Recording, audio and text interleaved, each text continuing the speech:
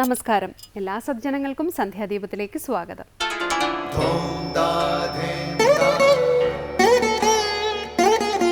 ശുഭം ഭവതു കല്യാണമായുസാരോഗ്യവർദ്ധനം സർവദുഃഖ വിനാശായ സന്ധ്യാദീപം നമോസ്തുതേ. നാമം ജപായനം പുണ്യം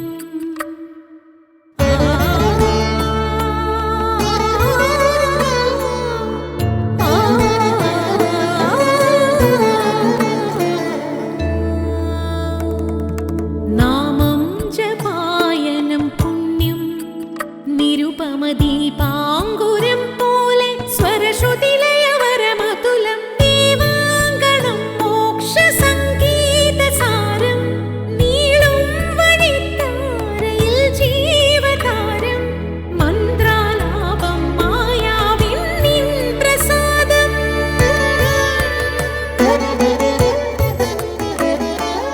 ഇരുൾ നീങ്ങിയുണരുന്ന തെളിനാളദീപം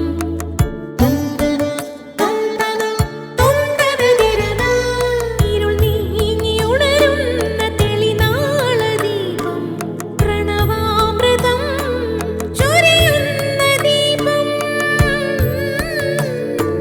ദീപം ദീപം ദീപം ദീപം സന്ധ്യാദീപം.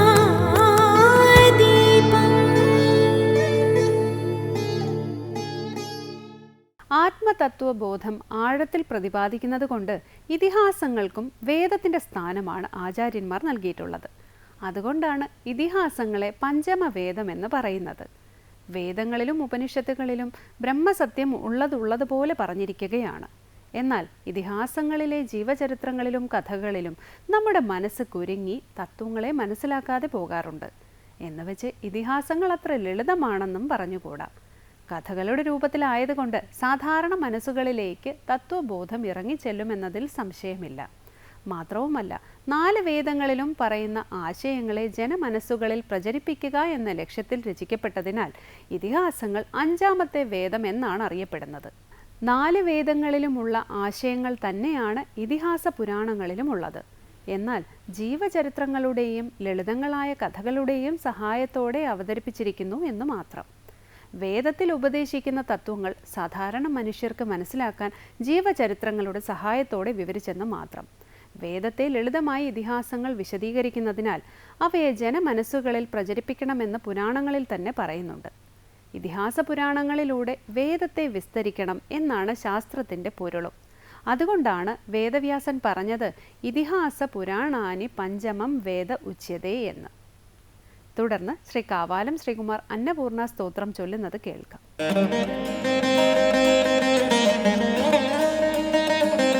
ചന്ദ്രാർക്കാനല കോടി കോടി സദൃശി ചന്ദ്രാംശുബിംബധരി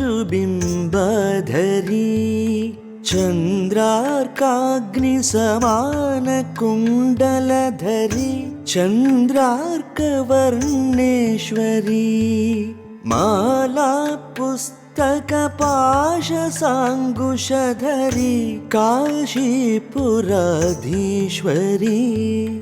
ഭിക്ഷാം ദേഹി കൃപാവലംബനകരി മാതാന്നപൂർണേശ്വരി ഭിക്ഷാം ദേഹി കൃപാവലംബനകരി മാതാന്നപൂർണേശ്വരി ചന്ദ്രാർക്കാനല കോടി കോടി സദൃശി ചന്ദ്രാംശുബിംബധരി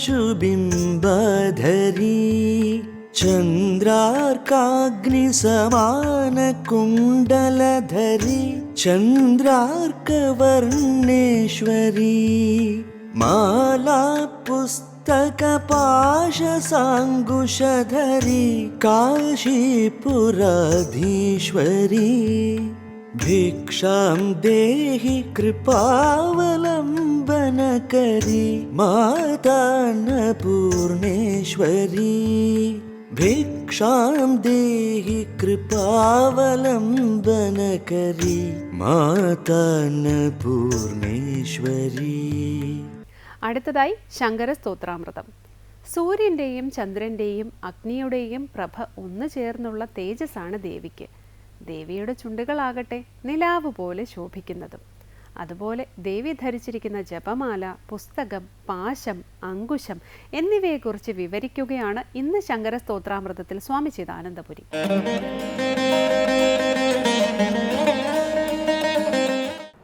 അന്നപൂർണ സ്തോത്രത്തിൽ 8 ശ്ലോകങ്ങളാണ് ശ്രദ്ധിച്ചത്. അഷ്ടകം എന്നുള്ള നാമം സ്വീകരിച്ചാൽ ആ 8ാമത്തതായിരിക്കണം ഒടുവിലത്തെ ശ്ലോകം. എന്നാൽ പ്രചരിതമായ സ്തോത്രകൃതിയിൽ തുടർന്ന് ശ്ലോകങ്ങൾ വരുന്നുണ്ട്.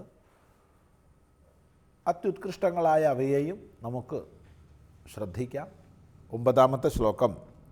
ചന്ദ്രാർക്കാനല കോടി കോടി സദൃശ ചന്ദ്രാംശുബിംബാധരി ചന്ദ്രാർക്കഗ്നിസമാന കുണ്ടലധരി ചന്ദ്രാർക്കവർണേശ്വരി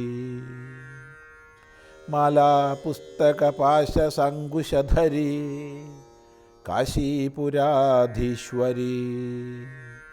ഭിക്ഷാം ദേഹി കൃപാവലംബനകരി മാതാന്നപൂർണേശ്വരി. ചന്ദ്രാർക്കാനല കോടി കോടി സദൃശ ചന്ദ്രാംശുബിംബാധരി ചന്ദ്രാർക്കഗ്നിസമാന കുണ്ടലധരി ചന്ദ്രാർക്കവർണേശ്വരി മാലാ പുസ്തകപാശസങ്കുശധരി കാശീപുരാധീശ്വരി ഭിക്ഷാം ദേഹി കൃപാവലംബനകരി മാതാന്നപൂർണേശ്വരി. ചന്ദ്രാർക്കാനല കോടി കോടി സദൃശ. കോടി കോടി ചന്ദ്രനും അർക്കനും, അർക്കൻ സൂര്യൻ, അഗ്നിക്കും സദൃശമായ ഭാവത്തോട് പ്രഭയോട് കൂടിയവൾ. അപ്പോൾ കോടിക്കണക്കിന് സൂര്യന്മാരും ചന്ദ്രന്മാരും അഗ്നിജ്വാലകളും ചേർന്നാൽ യാതൊരു ശോഭയാണോ പ്രഭയാണോ അവിധമായ പ്രഭയോട് കൂടിയവൾ. ചന്ദ്രാർക്കാനല കോടി കോടി സദൃശ ചന്ദ്രാംശുബിംബാധരി. ചന്ദ്രാംശുബിംബാധരി, ചന്ദ്രൻ്റെ അംശുക്കൾ, രശ്മികൾ, ചന്ദ്രിക, നിലാവ്.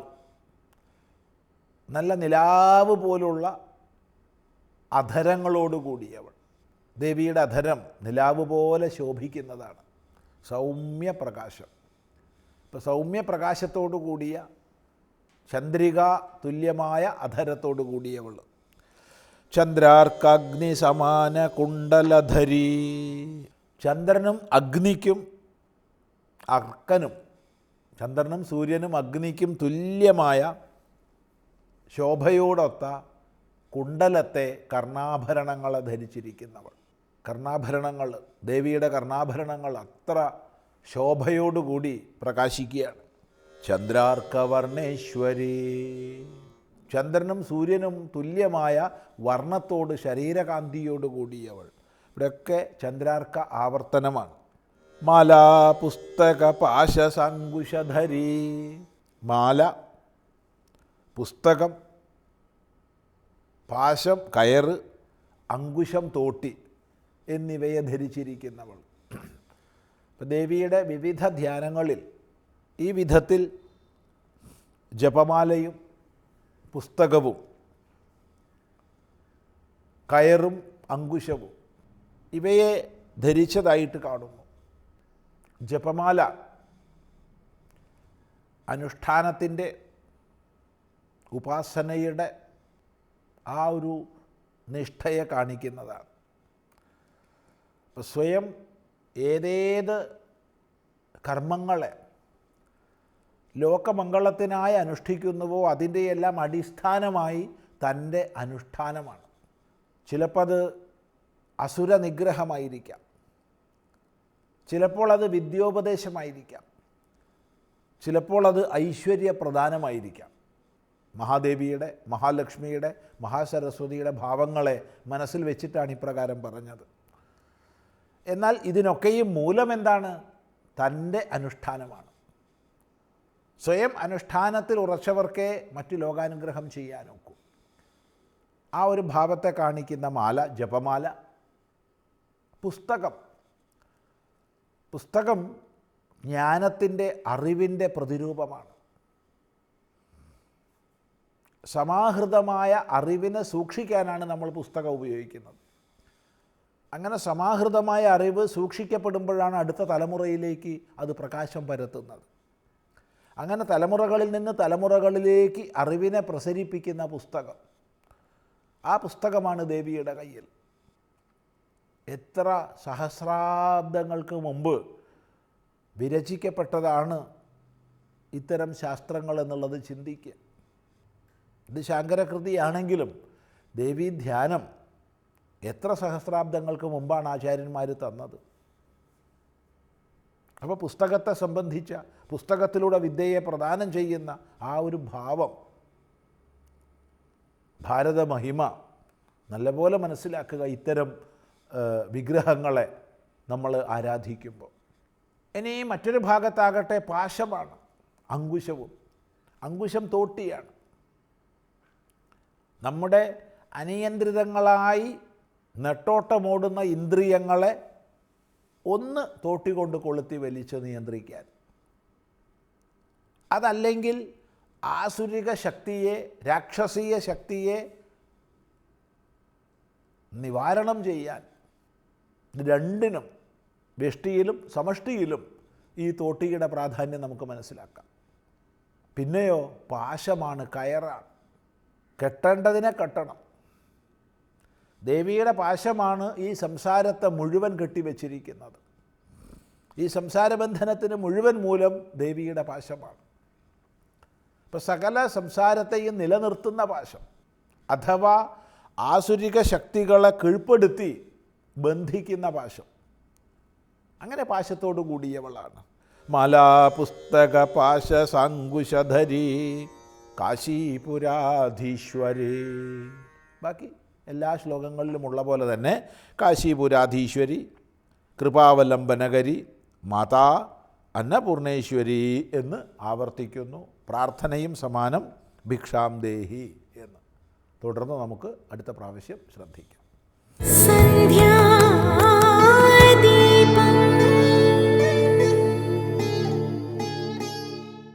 തുടർന്ന് സനാതനധർമ്മം.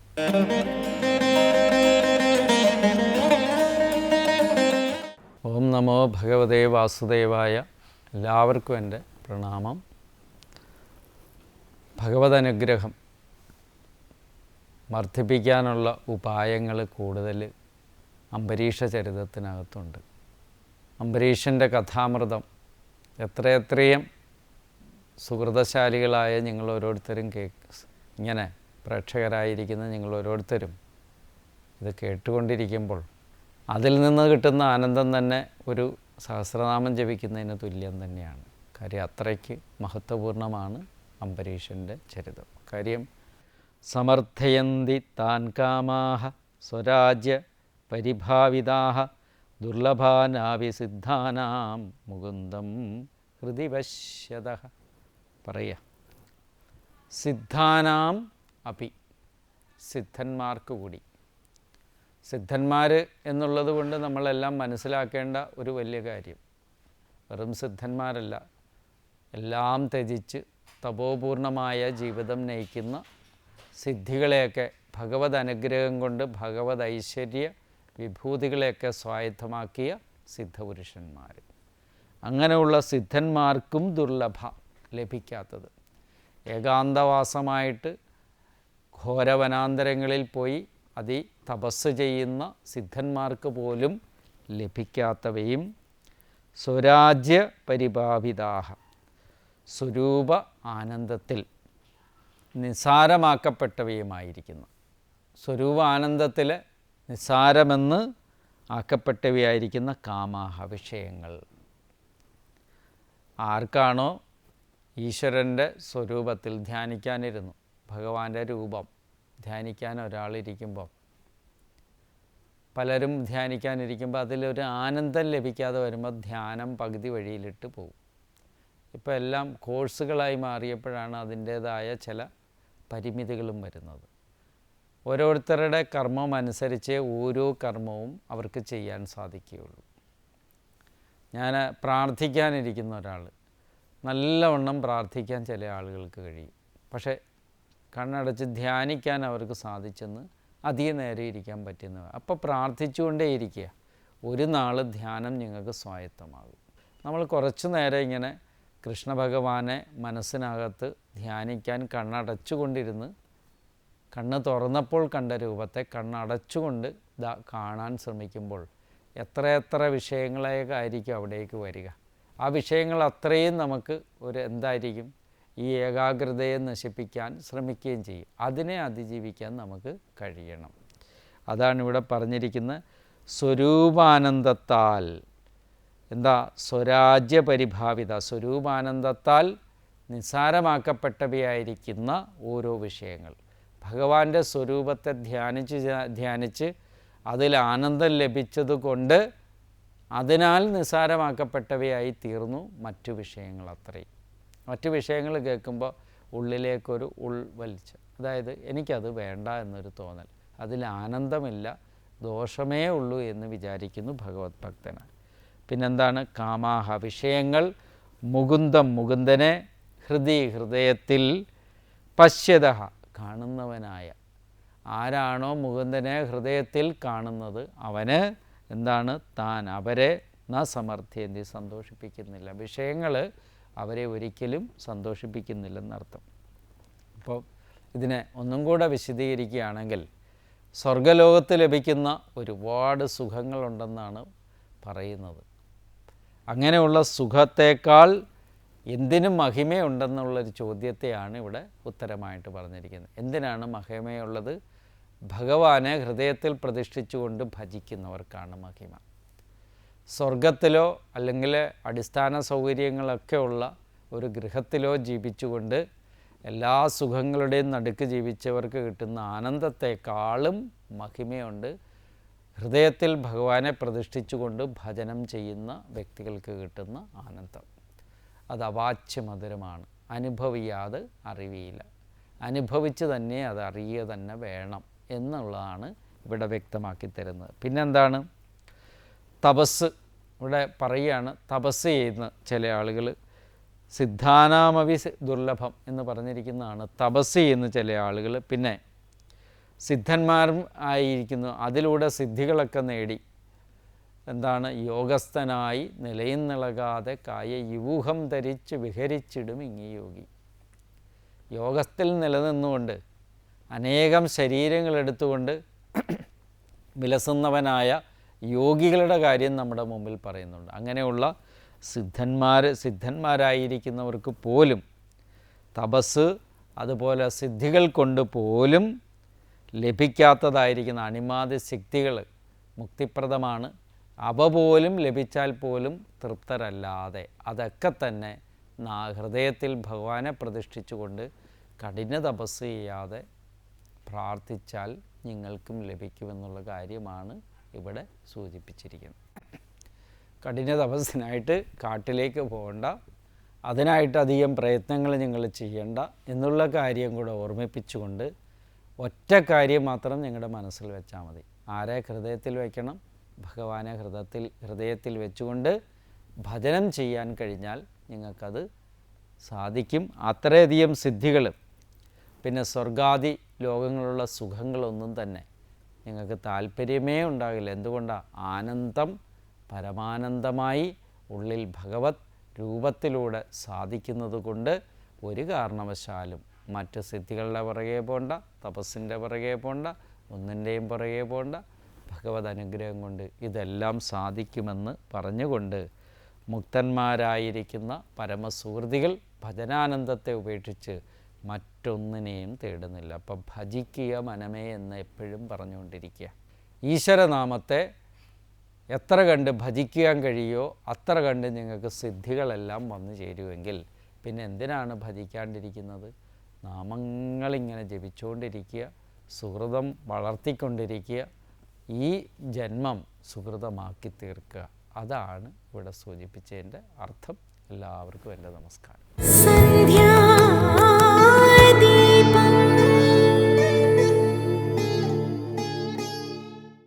അടുത്തതായി ദീപാരാധനയാണ്. ക്ഷേത്ര സന്നിധിയിലെത്തി മംഗളാരതി തൊഴുത് ഇന്നത്തേക്ക് മടങ്ങാം. എല്ലാവർക്കും നമസ്കാരം.